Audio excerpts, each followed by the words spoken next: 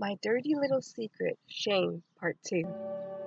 Each episode lasts around 3 or 4 months, so all those months I would hear voices and hallucinate. The other months I would try to get my life back in order, and that took time, only to repeat the cycle for about 7 years, until finally finding the right medication. There are always side effects when taking psychotic medication. For me, I got muscle spasms in the core of my stomach, and this was horrific. I would gag for hours, and I would have trouble breathing. I also got lightheaded and my vision was blurry. There was no way to calm me down. The label on the medication bottle says do not overheat, which means I must stay cool. It's impossible in the summer. I desperately want to be off the meds so I can get back to a regular life. I want to work again. But how can I when I'm constantly having muscle spasms? At this point, I cannot even hold a job because I do not know when I will have another episode. And the endless chatter in my head is a nuisance. I felt like screaming, and again I did scream. It felt like something was trying to control me, or come into me, or maybe even trying to come out of me. At this point, I don't even know what's going on. I just want to be normal. I want to laugh and not be tormented by something I have no control over. I don't want to have panic attacks and muscle spasms in my stomach. I think body weight plays a part in how the medication will affect someone, because I've noticed when I was heavier, the muscle spasms are mild. Then, when I was thinner, the condition becomes worse. It is bad. There's a tightening in my chest, and I'm gagging as if I must throw up. There's no throw up. My nerves go haywire. I try drinking warm tea. I try throwing water on my face. Anything to cool off. Lying in pain in front of the fan until I fall asleep is all I could do. But the pain is unbearable, and crying just makes it worse. My mom lights candles, she puts on soft music, anything to relax her child who she cannot stand to see in pain. I have a new side effect called tardive dyskinesia, which is involuntary movements in the face. But for me, it's in the eyes. This side effect could be permanent. I pray not. My eyes shift up and I cannot cry. It's kind of horrific to have no concern controlling my eyes. I had to stay home for an entire year because I did not know when and where the involuntary muscle movements would happen. I certainly cannot drive in that condition or work.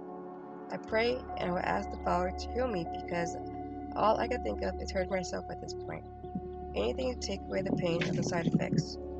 I put on Christian music for hope. I try to focus on something besides the pain. As I lay in bed, making gagging noises, I realize I'm scaring the kids. They want to know what is wrong with their auntie. Why is she hurting? All anyone can say is auntie is sick. I'm determined not to be the crazy aunt who lives upstairs locked in her room, so I take my meds faithfully. But that wasn't always the case. The side effects were too much for me to bear. So during those 7 years, I would take my meds some days, and some days I would not. I guess there was a part of me that did not believe I was sick.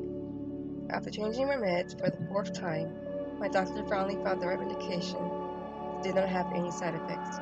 I could not believe it. I was now able to live a stable life, and I couldn't have been any happier. I have been stable now for 14 years. I did have a mini relapse 3 years ago, but it was only for a night. But that was scary because there was a part of me that didn't think it would happen again, and it did. So it just lets me know I must manage the stress in my life a little bit better. I'm on such an elevated level of medication, it's a bit staggering, especially when I must tell people the dosage of my meds I do take, but I do need it. I can never skip or miss a day because immediately I've become unstable, in other words, unglued. This is my new normal, always more cautious.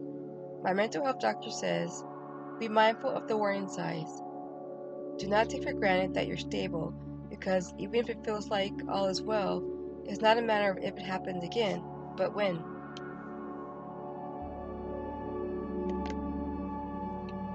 There is so much stigma and shame that comes with having a mental illness.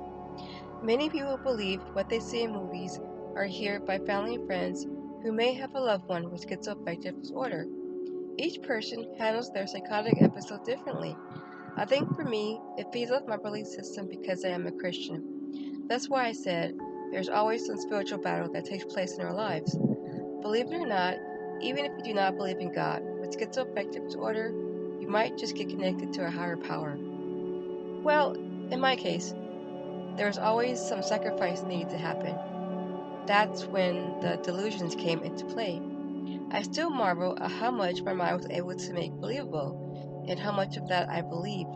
It never gets easier. That's why I said, schizoaffective disorder is a hard illness to have, to go through, and to witness.